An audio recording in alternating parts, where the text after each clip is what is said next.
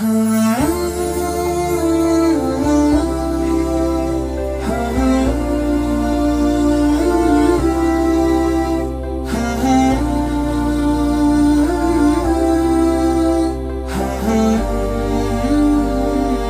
باللہ من الشیطان الرجیم، بسم اللہ الرحمن الرحیم، اللہم صل علی محمد و آل محمد وعجل فرجہم۔ محترم ناظرین، سلام علیکم ورحمۃ اللہ۔ ناظرین، ایک بار پھر ہم اپنا پروگرام قرآن اور زندگی لے کر آپ کی خدمت میں حاضر ہوئے ہیں۔ سب سے پہلے اپنے اس پروگرام میں آپ کا استقبال کرتے ہیں۔ ناظرین، جیسا کہ آپ جانتے ہیں کہ ہمارے پروگرام کا ہدف اور مقصد یہ ہے کہ ہم زیادہ سے زیادہ قرآن مجید کے مفاہیم اور مطالب آپ کی خدمت میں پیش کریں، اور سب سے زیادہ اہم یہ ہے کہ ہمارا نوجوان آج کے دور میں قرآن مجید کے قریب آئے، اس کی تلاوت کرے، اسے سمجھے اور اس پہ عمل کرے۔ آج ہماری گفتگو کا موضوع ہے قرآن مجید کا 28واں پارہ۔ اس پر گفتگو کرنے کے لیے اسٹوڈیو میں موجود ہیں ہمارے مہمان حجت الاسلام والمسلمین عالی جناب مولانا سید عاکف زیدی صاحب قبلہ۔ ان کی خدمت میں چلتے ہیں اور سوالات پیش کرتے ہیں۔ قبلہ، السلام علیکم ورحمۃ اللہ۔ وعلیکم السلام ورحمۃ اللہ۔ قبلہ، جیسا کہ ہماری گفتگو کا عنوان قرآن مجید کا 28واں پارہ ہے، تو سب سے پہلا سوال یہ ہے کہ 28ویں پارے میں کون کون سے سورے ہیں اور اس کے اصل مقاصد اور پیغامات کیا ہیں؟ اعوذ باللہ من الشیطان الرجیم، بسم اللہ الرحمن الرحیم۔ رب اشرح لی صدری ویسر لی امری واحلل عقدۃ من لسانی یفقہوا قولی۔ ناظرین کرام، آپ کی خدمت میں بھی سلام عرض کرتے ہوئے پیش عید فطر کی مبارکباد بھی آپ کی خدمت میں عرض کرتا ہوں۔ خداوند متعال کے ہم سب شکر گزار ہیں کہ یہ مہینہ تقریباً اب جو اپنے اختتام پر ہے، اس مہینے میں ہمیں عبادت کرنے کا موقع ملا اور ساتھ میں خدا کی کتاب سے اپنی واقفیت بڑھانے کا موقع بھی ملا۔ جی عمار صاحب، آپ کے سوال کے سلسلے میں اس پارے میں یعنی 28ویں پارے میں 9 سورے موجود ہیں۔ سورہ مجادلہ سے شروع ہوتا ہے یہ پارہ اور سورہ تحریم میں ختم ہوتا ہے، اور ان 9 سوروں میں مختلف پیغام ہیں، مختلف نکات ہیں جو بھی میں آپ کی خدمت میں عرض کرتا ہوں۔ ابتدا میں یہ عرض کروں گا کہ یہ مد نظر رکھنا ضروری ہے کہ ہماری زندگی میں کوئی بھی ایشو، کوئی بھی مسئلہ ہوتا ہے تو اس میں انفرادی، نجی یا پرسنل پہلو بھی موجود ہوتے ہیں اور کچھ سماجی یا سوشل پہلو بھی موجود ہوتے ہیں۔ یعنی کوئی بھی ایسا مسئلہ یا ٹاپک نہیں ہوتا کہ جو محض اور صرف جو ہے پرسنل ہو، یا کوئی بھی ایسا ٹاپک نہیں ہوتا جو صرف محض سوشل ہو یا سماجی ہو۔ لیکن پھر بھی ہر ایشو میں، ہر ٹاپک میں ہماری نظروں سے جب ہم دیکھتے ہیں، ہمیں کوئی نہ کوئی پہلو، کوئی ایک پہلو زیادہ نمایاں نظر آتا ہے، تو اس اعتبار سے ہم اس ٹاپک کو یا تو کہتے ہیں یہ نجی اور پرسنل ٹاپک ہے، یا یہ فلاں موضوع جو ہے یہ سماجی مسئلہ ہے۔ تو اسی اعتبار سے اگر ہم اس پارے کے پیغامات کو بھی دیکھیں تو ہم انہیں 2 قسم میں تقسیم کر سکتے ہیں۔ کچھ ایسے پیغام ہیں جن کا زیادہ تعلق اور نمایاں طور پر تعلق جو ہے ہماری پرسنل اور گھریلو زندگی سے ہٹتا ہے، اور ایک تعداد پیغام کی ایسی ہے کہ جن کا زیادہ تعلق، گہرا تعلق جو ہے وہ سماجی اور سوشل زندگی سے ہے۔ وہ پہلی قسم یعنی وہ جن کا تعلق زیادہ ہماری گھریلو زندگی سے ہے، اس میں اس 28ویں پارے میں جو ہے 3 پیغام ملتے ہیں۔ پہلا جو ہے وہ اہل خانہ اور خاص طور پر خواتین کے حقوق کے رعایت کے بارے میں کچھ پیغام ہیں۔ دوسرا جو اسی کا ایک حصہ ہے ایک اعتبار سے، وہ ہے طلاق کے موضوع میں کچھ نصیحتیں اور کچھ ہدایتیں موجود ہیں اس پارے میں۔ اور تیسرا گھریلو پیغام جو اس پارے میں ملتا ہے وہ یہ ہے کہ کچھ اس میں اہم نکتے بیان کیے گئے ہیں کہ اہل خانہ ایک دوسرے پر کس قسم کا اثر رکھتے ہیں، یا ایک دوسرے کے بنسبت کیا ذمہ داریاں اور فرائض رکھتے ہیں۔ تو یہ ہوا وہ پہلا حصہ جو گھریلو پیغامات ہیں یا پرسنل میسیجز ہیں۔ دوسرا حصہ جس کا سماجی زندگی سے زیادہ گہرا تعلق ہے، اس میں 2 پیغام یہاں پر اہم انتخاب کیے جا سکتے ہیں۔ ایک تو یہ ہے کہ اس 28ویں پارے میں اسلام کے بلند مقاصد میں سے ایک اہم مقصد کا ذکر آیا ہے، اور ساتھ ہی میں اس مقصد کو حاصل کرنے کے راستے میں ایک بہت بڑی رکاوٹ اس کا بھی ذکر آیا ہے. اسی پارے میں اس رکاوٹ سے گزرنے کا یا اس رکاوٹ سے مقابلہ کرنے کے طریقہ کار بھی ذکر کیے گئے ہیں. تو یہ چند پیغام اس 28ویں پارے میں موجود ہیں. جزاک اللہ قبلہ. جیسا کہ آپ نے کہا کہ کچھ انفرادی پہلو ہیں اور کچھ سماجی پہلو ہیں، تو ہمارا اور ہمارے ناظرین کا تعلق بھی انفرادی زندگی سے بھی ہے اور سماجی زندگی سے بھی ہے. تو سب سے پہلے ہم انفرادی زندگی کی طرف چلتے ہیں اور اس میں سے سوال کرتے ہیں کہ جیسا کہ آپ نے اشارہ کیا خواتین کے حقوق کے سلسلے میں بیان کیا گیا ہے، تو خواتین کے حقوق کیا ہیں؟ اس سورے میں کس طرح سے پروردگار عالم خواتین کے حقوق بیان فرما رہا ہے؟ یہ پارہ جو پہلا سورہ ہے، سورہ مجادلہ، اس کا آغاز ہی ایک ایسی آیت سے ہوتا ہے جس میں ذکر ہے ایک واقعے کا کہ جہاں پر زمانے جاہلیت، یعنی اسلام سے پہلے کے دور میں جہاں خواتین پر الگ الگ قسم کے ظلم اور مظالم کیے جاتے تھے، ان میں سے ایک قسم کا یہاں پر ذکر ہے. اور وہ یہ ہے کہ اس دور میں اب شوہر اپنی بیویوں کو ستانے کے لیے، پریشان کرنے کے لیے ان کے ساتھ یوں پیش آتے تھے کہ نہ انہیں طلاق دیتے تھے اور نہ ان کے ساتھ زندگی اپنی گزارتے تھے، اور ان کو ایک معلق حالت میں بیچ کی کہ نہ وہ پوری طرح ان کی بیوی ہیں اور نہ ان سے جدا ہوئی ہوئی ہیں، اس حالت میں انہیں قرار دیتے تھے. ایسا ہی کام ایک مرد نے اپنی بیوی کے ساتھ کیا تو اس کی شکایت لے کر جو ہے وہ رسول خدا کی خدمت میں وہ خاتون حاضر ہوئی. رسول اکرم سے بھی شکایت کی اور خدا سے بھی شکایت کی، اور اس پہلی آیت میں اسی کا ذکر ہے، اور ساتھ میں خداوند متعال فرماتا ہے کہ خدا نے اس کی شکایت کو سنا ہے، اور یہ جان لے سب کہ خدا جو ہے سب کچھ سننے والا اور سب کچھ دیکھنے والا ہے.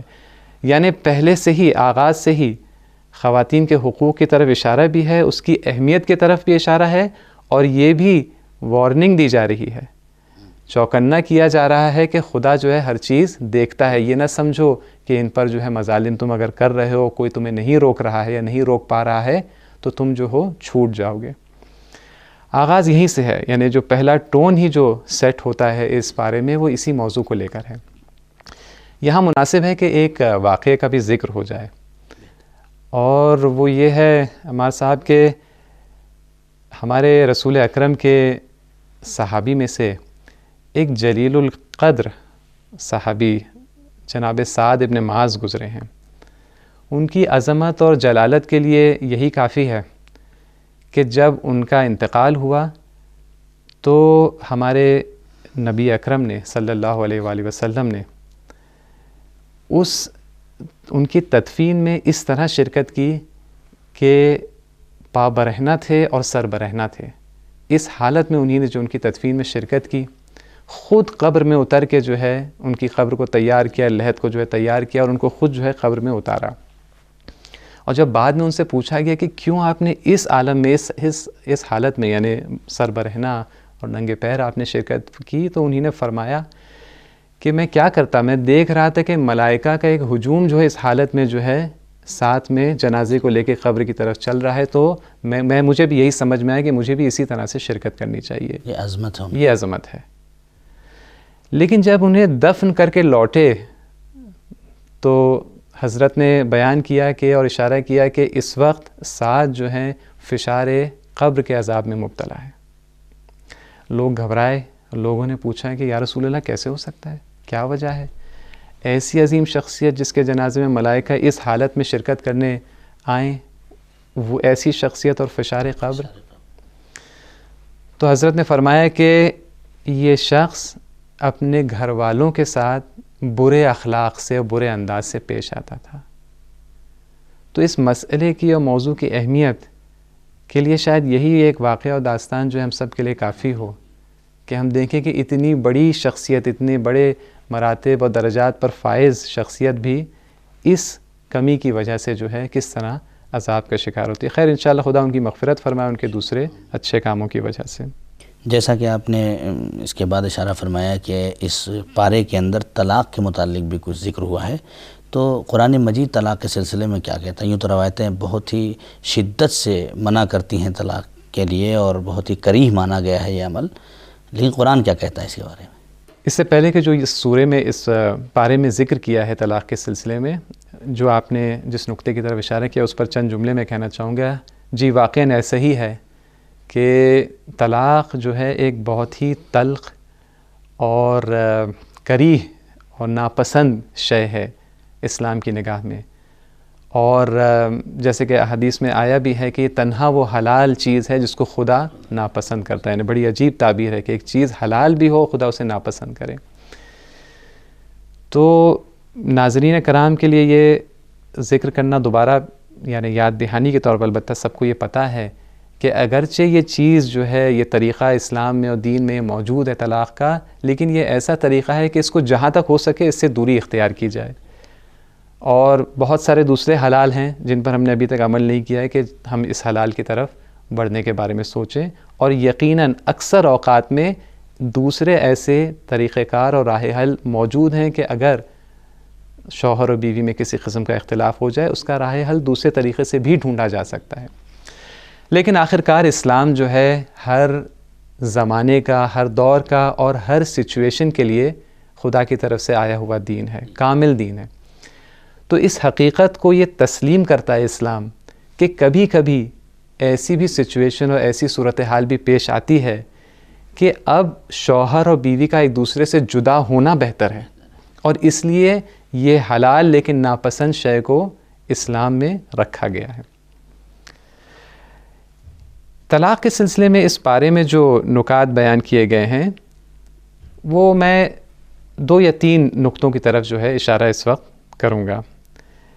ایک تو یہ کہ خیر یہی ایک اہم بات ہے کہ اس بارے میں ایک سورہ ہے جس کا نام ہے سورہ طلاق، یعنی خود یہ کہ اس موضوع کو اتنی اہمیت دی گئی کہ اس کے نام پر ایک سورہ بھی آیا بھلا ان کے چھوٹا ہو. ساتھ میں جو اس میں اہم ترین چیز کا ذکر ہے سورے میں، اور وہ اس کی دوسری آیت میں ہے، اعوذ باللہ من الشیطان الرجیم، فَإِذَا بَلَغْنَا أَجَلَهُنَّ فَأَمْسِكُوهُنَّ بِمَعْرُوفٍ او فارقوہن بمعروف. یعنی کہ خواتین کے سلسلے میں مردوں کو یہ حکم دیا گیا ہے کہ اگر طلاق دے دی ہے مان لیجئے، تو جب وہ طلاق کے بعد جو عدے کا جو پیریڈ ہوتا ہے، وہ جب عدت کا جو وقت ہے وہ جب ختم ہو جائے، تو ان کو ہر حال میں ان کے ساتھ، خواتین کے ساتھ اچھا سلوک کرو. چاہے اپنے طلاق کے ارادے سے تم پشیمان ہو جاؤ، پلٹ جاؤ اور دوبارہ جو ہے ان کو اپنی زوجیت میں اختیار کر لو، تو بھی اچھی طرح ان سے پیش آؤ. اور اگر نہیں، جدائی ہی آخر طے پائی ہے تو بھی اچھی طرح پیش آؤ. یعنی ہر حال میں ہر حال میں بے معروف.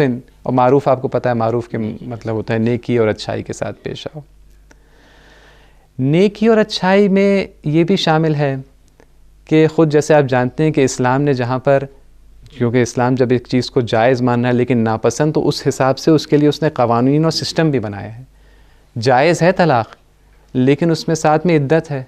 عدت یعنی کہ چند مہینے تک جو ہے طلاق کے بعد چند مہینے تک جو ہے مرد اور عورت، شوہر اور بیوی جو ہے ساتھ میں ایک گھر میں زندگی گزارے. اور اس سورے میں بھی اشارہ ہے اس کا کہ ان کو اپنے ساتھ رکھو، اچھے حالات میں رکھو بیویوں کو، یعنی مردوں کو یہ حکم دیا جا رہا ہے اس عدت کے پیریڈ میں، تاکہ ان چند مہینوں میں جس وجہ سے اختلاف دونوں میں اختلافات بڑھے ہیں، جو نا اتفاقیاں ہوئی ہیں، وہ ظاہر سی بات ہے وقت کے ساتھ وقت مرہم کا کام کرتا ہے اختلافات پر، وہ دور ہو جائیں اور دونوں جو ہیں ہوش میں آئیں اور دونوں جو ہیں اپنے فیصلے سے جو ہیں پلٹ جائیں اور پھر ساتھ میں مشترکہ زندگی اختیار کرنے کا فیصلہ کریں. اسی کو رجوع کہتے ہیں. جی، جس کو رجوع کہتے ہیں. تو یہ بھی اسی بارے میں اس کا ذکر آیا ہے.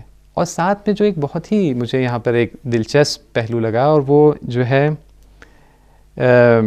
اس عدت کے دوران کے کچھ فرائض کا ذکر جہاں سورہ طلاق میں آیا ہے، وہاں پر اس صورتحال کا بھی ذکر آیا ہے کہ ایسے شوہر اور بیوی میں طلاق ہو جن کا بچہ، خاص طور پر چھوٹا بچہ موجود ہے، جو کہ واقعاً ایک بہت ہی تکلیف دہ قسم کی طلاق ہوتی ہے. ایسی طلاق جہاں پر بچے، وہ بھی چھوٹے بچے موجود، واقعاً بہت ہی ظلم ہو جاتا ہے، بہت شدید طور پر. لیکن خیر ایسا بھی کبھی کبھی ہوتا ہے. اور اس سورے میں اس سلسلے میں بھی کچھ نقطوں کی طرف اشارہ کیا گیا ہے، جیسے کہ مثال کے طور پر اس میں ذکر کیا گیا ہے کہ یہ شوہر اور بیوی آپس میں گفتگو کریں، ڈسکشن کریں اس بچے کی پرورش کے سلسلے میں. یعنی واقعی آپ دیکھیے اسلام جو ہے مسلمانوں سے کس قسم کا برتاؤ اور کس قسم کی متانت اور وقار جو ہے کا مطالبہ کرتا ہے، کہ طلاق کے باوجود وہ کہہ رہا ہے کہ شوہر اور بیوی آپس میں گفتگو کریں کہ اس بچے کی پرورش اب اچھی طرح کیسے ہونی چاہیے. خیر لیکن اگر نہیں کر سکتے تو اس کے لیے بھی ایک رائے حل اور اس میں پیش کیا گیا ہے. تو یہ چند باتیں تھیں جو طلاق سے متعلق اس سورے میں، اس پارے میں ان کا ذکر ہوا ہے. قبلہ جزاک اللہ. جیسا کہ قرآن مجید میں ذکر ہوا ہے کہ گھر کے ماحول کو اچھا رکھو اور تمہاری ذمہ داری ہے، اور خاص طور سے اس پارے کے اندر یہ اشارہ ہوا ہے کہ گھر کے ماحول کا ایک دوسرے کے اوپر بہت اثر پڑتا ہے. تو ایسی صورت میں ہماری ذمہ داری کیا ہے؟ بہت اہم سوال ہے، بہت اہم سوال ہے. یہ ہم سب کی زندگی کے اہم مسائل اور سوالات میں سے، اس میں کوئی شک نہیں ہے. دیکھیے گھر کے ماحول کا بہت اثر پڑتا ہے ہم پر، اس میں کوئی شک نہیں ہے. اور یہ اس چیز کو ہمارے ناظرین جو ہیں اچھی طرح سمجھیں. اس سے متعلق جو ذمہ داری ان کے کاندھوں پر آتی ہے اس کو بھی اچھی طرح سمجھیں کہ بہت اہم مسئلہ ہے گھر کے ماحول کو صحیح بنانا. دو اعتبار سے میں اس پر تاکید کرنا چاہتا ہوں. ایک تو یہ کہ گھر کا ماحول جو ہے باہر کے ماحول کی کئی خرابیوں کو سدھارنے میں کافی بڑا کردار ادا کر سکتا ہے. یعنی ہم مایوس نہ ہوں اس سے کہ بھئی زمانہ اتنا خراب ہے، ہمارا بچہ تو ہمارے کنٹرول میں نہیں ہے، اسکول میں یہ ہے، سڑکوں پہ یہ ہے، دوست ایسے ہیں، یہ سب ٹھیک ہے. یہ یقیناً اس میں کوئی شک نہیں کہ یہ بڑا مسئلہ ہے، حالات جو ہیں مشکل ہیں تربیت کے اعتبار سے. لیکن گھر کا ماحول اگر اچھا ہوگا تو کافی حد تک جو ہے ان نقصانات کا مقابلہ کیا جا سکتا ہے. تو نا امید نہ ہوں، مایوس نہ ہوں، اور یہ جانے کہ ایک بہت بڑا ہتھیار جو ہے خدا نے آپ کے ہاتھ میں دیا ہے وہ ہے گھر کے ماحول کو جو ہے صحیح بنانا. دوسری بات یہ ہے کہ خوش فہمی میں بھی مبتلا نہ ہوں. ہم میں سے مومنین کے ساتھ یہ ہوتا ہے کہ مانتے ہیں کہ بھائی ہمارا گھر تو بہت اچھا ہے، ہمارا خاندان تو ایسا ہے، ہمارے گھر میں تو یہ ہوتا ہے وہ ہوتا ہے، تو اس لیے ہمارا بچہ جو ہے وہ ہر طرح سے محفوظ ہے، اس کا ایمان، اس کا دین ہر طرح سے محفوظ ہے. اتنا آسان بھی نہیں ہے.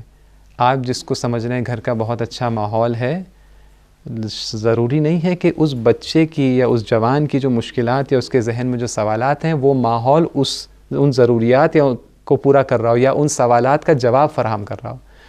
تو گھر کا ماحول بہت اچھی اور بہت ہی قوی ایک اسلحہ ہے مومنین کے ہاتھ میں، لیکن بشرط اس کے کہ اس کو صحیح طور پر استعمال کریں. یہ نہ سمجھیں کیونکہ ہم مسلمان ہیں تو ہمارا گھر کا ماحول اچھا ہی ہوگا، ایسا نہیں ہوتا ہے. اور اپنے آپ کو جو ہے دوسرے لوگوں سے جو ہے موازنہ کر کے، کمپیئر کر کے بھئی ہم ان سے تو بہتر ہیں اس لیے ہم بہت اچھے ہیں، اس پر بھی اکتفا نہ کریں. دیکھیں دین نے کیا معیار جو ہے طے کیے ہیں اور کوشش کریں ان معیارات پر پورا اترنے کی کوشش کریں گھر کے ماحول کو لے کر. تو ایک تو اس کا اثر بہت ہوتا ہے. دوسری بات یہ ہے جہاں تک رہی فریضے کی بات، فرض کی بات، ذمہ داری کے بعد جو اہل خانہ ایک دوسرے کے بنسبت رکھتے ہیں، تو اس بارے میں اس آیت کا ذکر آیا ہے. اعوذ باللہ من الشیطان الرجیم. یا ایھا الذین آمنوا قوا انفسکم واہلیکم نارا. اے ایمان والوں، اپنے آپ کو اور اپنے گھر والوں کو آتش جہنم سے، جہنم کی آگ سے بچاؤ.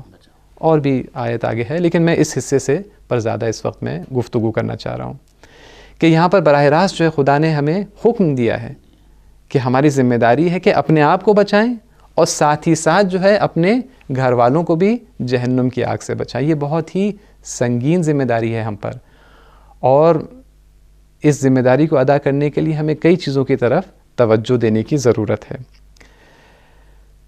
یہ جو ذکر آیا ہے سورہ تحریم کی 6 آیت میں جس کا میں نے یہاں پر ذکر کیا ہے، اس کے ساتھ ساتھ اسی پارے میں ایک اور سورہ ہے سورہ تغابن. سورہ تغابن کی 14ویں آیت میں بھی ایک اور چیز کا ذکر ہے. اس سے پہلے کہ میں اس کا ذکر کروں، خود لفظ تغابن جو ہے بڑا دلچسپ لفظ ہے. ہم ناظرین میں سے کئی لوگ جانتے ہوں گے کہ غبن سے مراد جو ہوتا ہے دھوکہ ہے، فراڈ ہے، اور تغابن کا معنی علماء نے بیان کیا ہے کہ فراڈ اور دھوکے کا آشکار ہو جانا، پتہ چل جانا. اور اسی لیے قیامت کے دن کے لیے اس لفظ کا بھی استعمال کیا گیا ہے یوم تغابن، کہ یہ وہ دن ہے جب انسان کو پتہ چلے گا کہ اس کے ساتھ کیا دھوکہ ہوا یا اس نے خود اپنے ساتھ کیا فراڈ کیا ہے. تو خیر اس سورہ تغابن کی 14ویں آیت میں ذکر آتا ہے یا ایھا الذین آمنوا ان من ازواجکم و اولادکم عدوا لکم. اے ایمان والو جان لو بے شک خود تمہاری ازواج میں سے اور اولاد میں سے ایسے افراد ہیں جو تمہارے دشمن ہیں. جزاک اللہ قبلہ. انشاءاللہ اس پہ ہم پھر گفتگو کریں گے. یہیں پہ اپنی گفتگو کو روکتے ہیں. ناظرین وقت ہو گیا ہے ہمارے پروگرام کے بریک کا. بریک کے بعد پھر ہم اسی گفتگو کے ساتھ آپ کی خدمت میں حاضر ہوں گے. دیکھتے رہیے ہمارا پروگرام قرآن اور زندگی.